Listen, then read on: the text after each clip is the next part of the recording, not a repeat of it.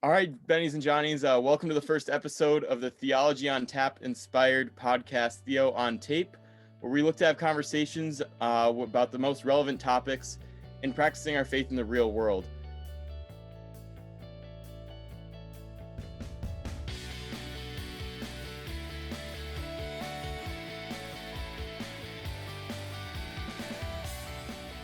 I am Logan Edwards, and I'm Rihanna Doyle, and we are both student members of the SJU Faith Team.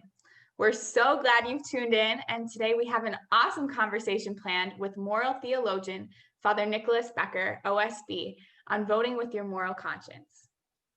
In an election season that seems so divisive and, for lack of a better term, pretty nasty, putting a vote forward that accurately represents one's moral values seems nearly impossible. So today, Father Becker will help us navigate the rather rocky political climate so we can vote morally and responsibly, regardless of what your political affiliation is. Father Becker is an assistant professor of theology here at St. John's University, where he's also a member of the monastic community. He received his Bachelor of Arts from the University of Notre Dame, went to seminary at St. Minrad School of Theology in Rockport, Indiana, and then completed his doctoral studies at Lateran University in Rome, Italy. He has done research within Catholic moral theology, making him more than capable of giving us good advice on this topic. So we'd like to thank you, Father Becker, for being willing to have this discussion with us. So first, could you give us a little description of your field of research, specifically in moral theology, and what in particular relates to exercising our right to vote? Sure, I think I can do that. Thank you, Logan and Rihanna. I'm happy to be with you for the conversation this morning. I spoke on Theology on Tap, I think a year ago, and there was a joint Theology on Tap and Politics in a Pint in the 2016 election cycle. So I've given a version of this talk before, as it were. So to answer your question, my field of study within theological ethics or Christian ethics or moral theology, whatever you want to call it, really focuses on virtue ethics, which is an ethical approach which focuses not so much on the moral act, that is, if I tell a lie, but rather how the moral act affects my character. What kind of person am I becoming if I tell a lie? And in my doctoral dissertation, I focused a great deal on the thought of John Henry Newman and great 19th century figure in the English Catholic Church, and Stanley Hauerwas, a great 20th century kind of thinker, not directly in the Catholic tradition, but strongly influenced by it in his thinking. And conscience was a prominent theme in my doctoral dissertation. And whenever we talk about voting, we're talking about conscience. So hopefully I can speak to your questions in a semi-informed way. So can you tell us a little bit about what it means when you mentioned conscience and how we use that when we're voting? Sure. So conscience, I think perhaps a poor notion of conscience is sometimes in moral debates, people play the conscience card. That is to say that I'm following my conscience and therefore what I'm doing must be okay. And in the Catholic tradition, that's not really how conscience is understood. However, in the Catholic tradition, it must be said that conscience is essential. Conscience is that faculty of reason. It's a judgment of reason ultimately, though there is an intuitive feature to conscience as well. It's the judgment of reason that helps me look at what I'm doing, what I did, or what I'm proposing to do, and to make a judgment about its moral quality. So if I'm following my conscience, if I'm considering, lying to my students later today, I have to say, is this right? Is this appropriate? And when we talk about conscience and voting, it's essential because at least for the Catholic Church in this country, the Catholic Church never tells people how to vote. It will never endorse a candidate. It will never endorse a political party. What it will do is it will give principles so that Catholics or any person of goodwill really can form their conscience with care, and then with an informed conscience, make a prudential judgment as to how to vote. I think in modern history, we can probably say where there are spots in the world, mainly in the developing world in the last 50 years, where the Catholic Church has taken a more active role in elections, usually because the church is the most trusted party in that country, or that trusted group in that country. But in this country, we never ever do that. No official representative of the church should ever endorse a candidate or a political party. We lift up principles that help people make informed decisions. So kind of building off of that, talking about a voter building their conscience, are there any certain specific resources that people should consult when trying to develop a conscience that would before they vote, whether it's educating themselves on candidates or issues? Well, funny you should ask, because it usually happens both on the local level and on the national level. On the national level, every 4 years, the year before a presidential election, the United States Conference of Catholic Bishops will provide a document called Forming Consciences for Faithful Citizenship, a call to political responsibility. And I don't know if in the liner for the notes of your show, we can probably provide a link to that document if it would be helpful for people. Also, almost certainly, local bishops provide additional guidance that are appropriate for their state. So the local bishop here in St. Cloud, Bishop Kettler, provided a wonderful letter just within the last week, kind of helping the people of his diocese to kind of implement faithful citizenship.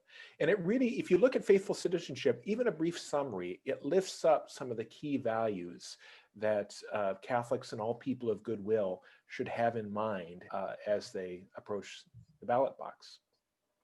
So are there any automatic disqualifiers for a candidate's stance on certain issues, or certain issues that should be most influential in someone looking to vote morally? That's a great question. To the first set of questions, to the first question, if there are any disqualifying issues, to be honest, I would have to leave that to the sanctuary of the voter's conscience, that she would have to make that decision if there's a candidate who embraces a position that she simply cannot in good conscience tolerate and vote for. What I can say, if you look at Forming Consciences for Faithful Citizenship, it does in a particular way lift up the life issues.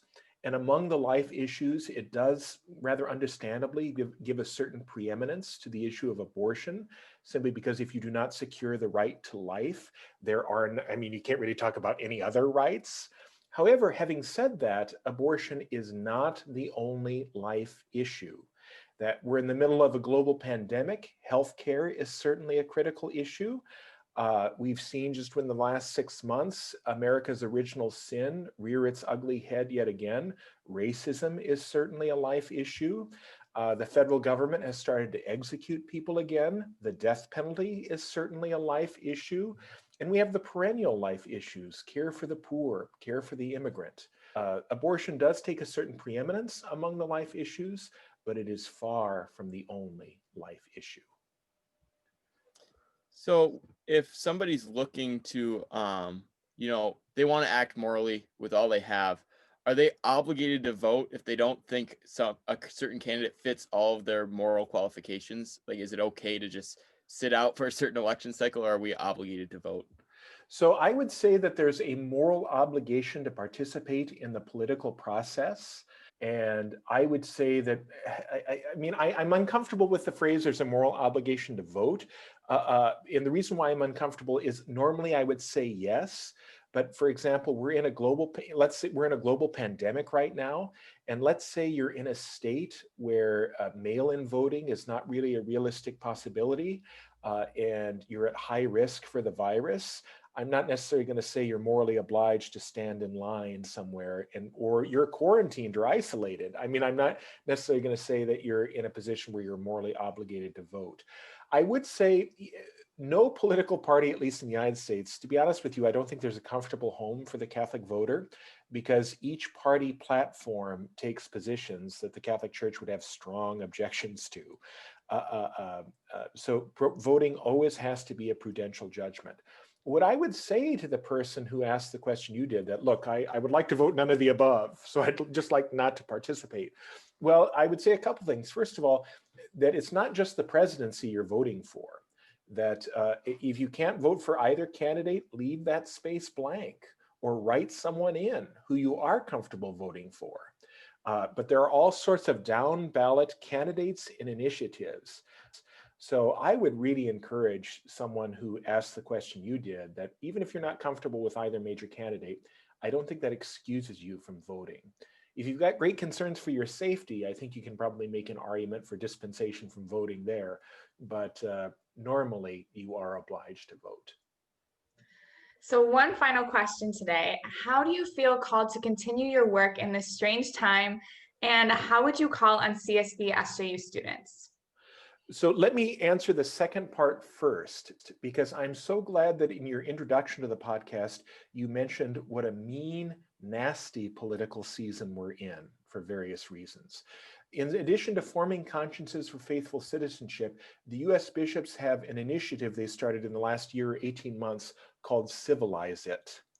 That we know that people of all sorts of political persuasions and no persuasions at all identify as Catholics. So hopefully the discourse in the Catholic Church should be a model of civility and goodwill, even when there is passionate and deep disagreement over political issues. Again, I believe the initiative is called Civilize It.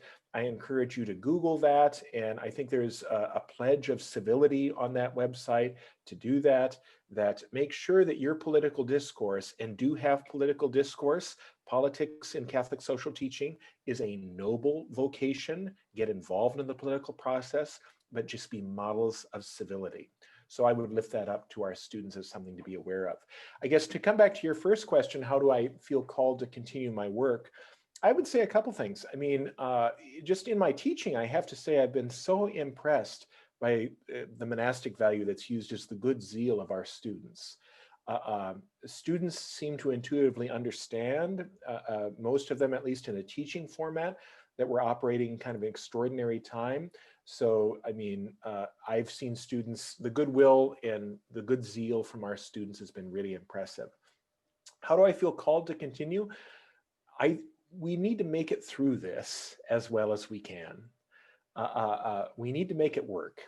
We need to make it work. That even on, students on my dorm floor at our opening of the year meeting, one of the things I said is I feel terrible for our students that we just happen to be in a once in 100-year global pandemic during their undergraduate career.